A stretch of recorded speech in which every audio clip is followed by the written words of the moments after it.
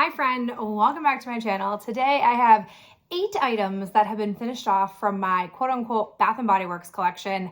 I have a few like one-off, have never used them before kind of products. So let's go ahead and dive in with a lip product. So I have the Strawberry Pound Cake Lip Gloss Lip Oil Thingamabob that they came out with. I think it was a couple of years ago at this point.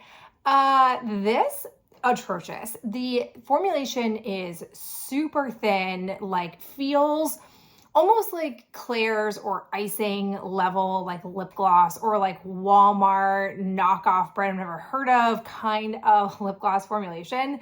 And you could be saying to yourself, like, then how were you able to finish up so much of it?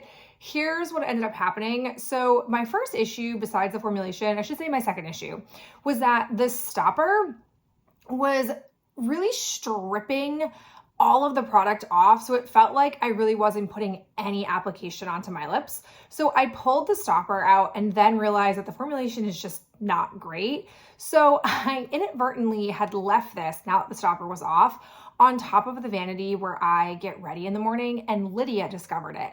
And she came in, and not surprising, had like a cute heart packaging here. It caught her eye and she wanted to put on lip gloss. And I was like, whatever, sure, it's not gonna harm her. It has nothing in there. It's not a great formulation anyways.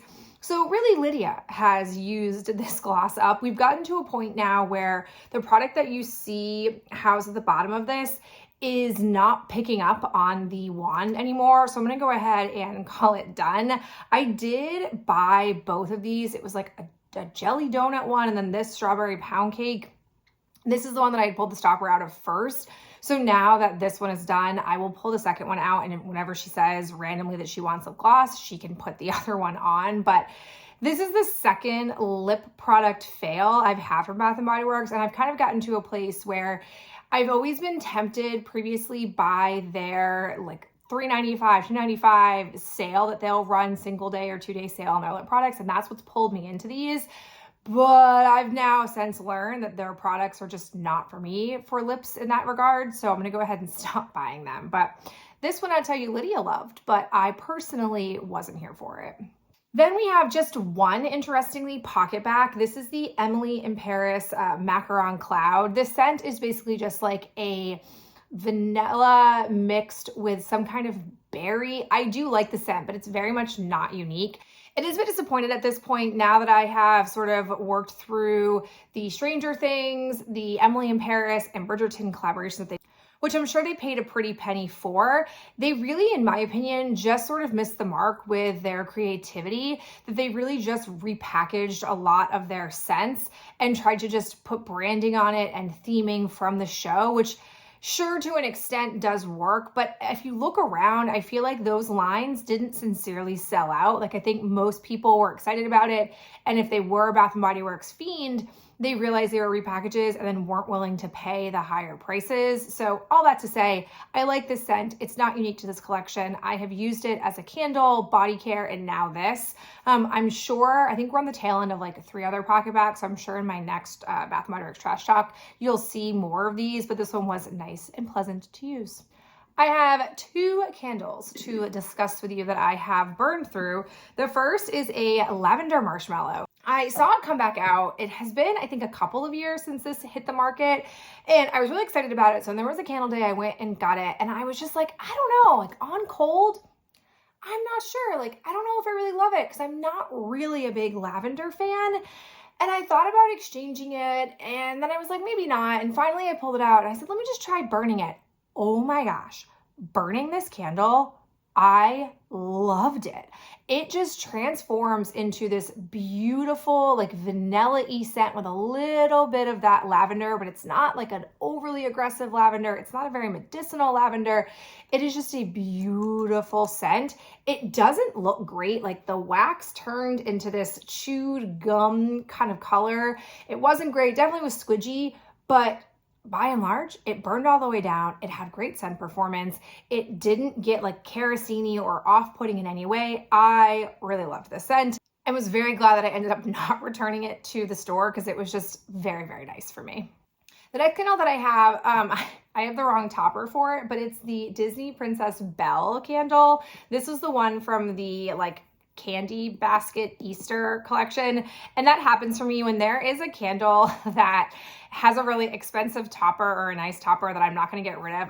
I tend to use it on all the candles that I'm burning afterwards. So that's what you see here. But this one, oh, it's so good. Basically just a rose scent, but it was a lovely rose scent.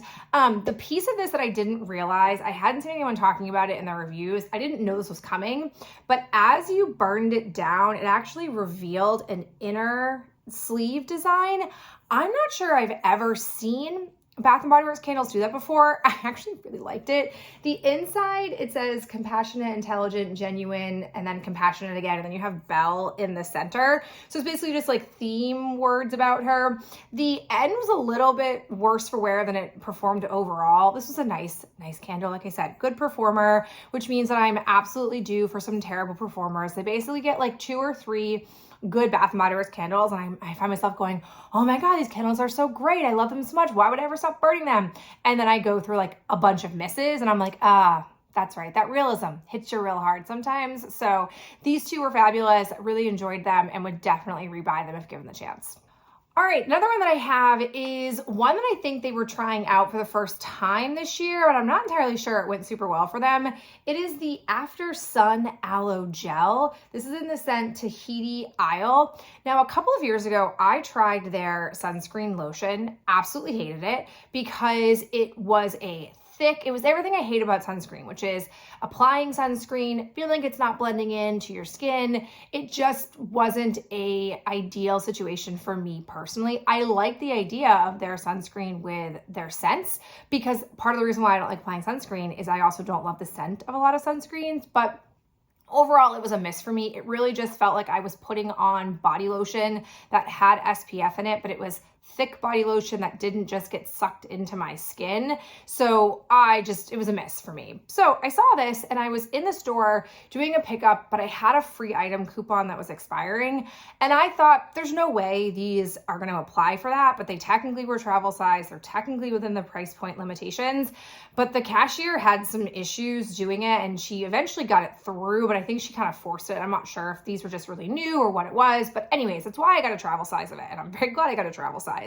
This is basically just aloe, really overpriced aloe that has a somewhat like okay scent, but nothing special. And when these first came out, I thought like, maybe like their sunscreen, maybe some people will like it. But for me, and being somebody who's very pale, who needs aloe gel in their life, either for like an inevitable sunburn that I'll get or just that general wear down of my skin from being outside. Even if I don't get burnt, my skin just always feels a little bit sun-kissed because I'm just basically translucent.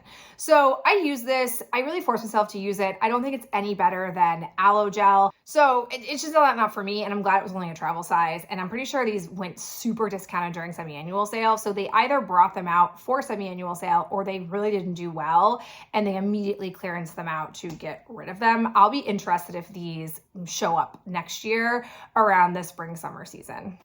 And then to close things out, 3 hand soaps that we used up. So the first I have is my second Rose and Amber.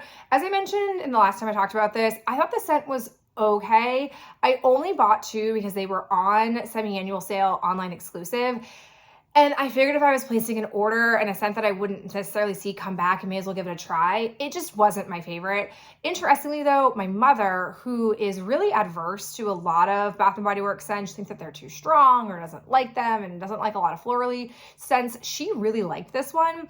I had brought it up to Maine during a trip because I don't like washing my hands with bar soap. It's just my own thing. I prefer some kind of foaming hand soap is most ideal. So typically if I'm traveling for a prolonged period of time and it's not going to make or break, like traveling limitations or weight limits or whatever, I'll bring my own hand soap. So she actually really liked the scent of it and wanted me to look for more. And I was like, nah, girl, this is not going to make a comeback to Bath & Body Works, which she understood. But nevertheless, it was still really interesting to know that somebody who didn't really like Bath & Body Works scents for the most part really liked this one. Next one I have is Freshwater Waves. This ended up being a low-key disappointment for me. I did not expect this. So the notes of this one are aloe leaf, warm driftwood, high tides.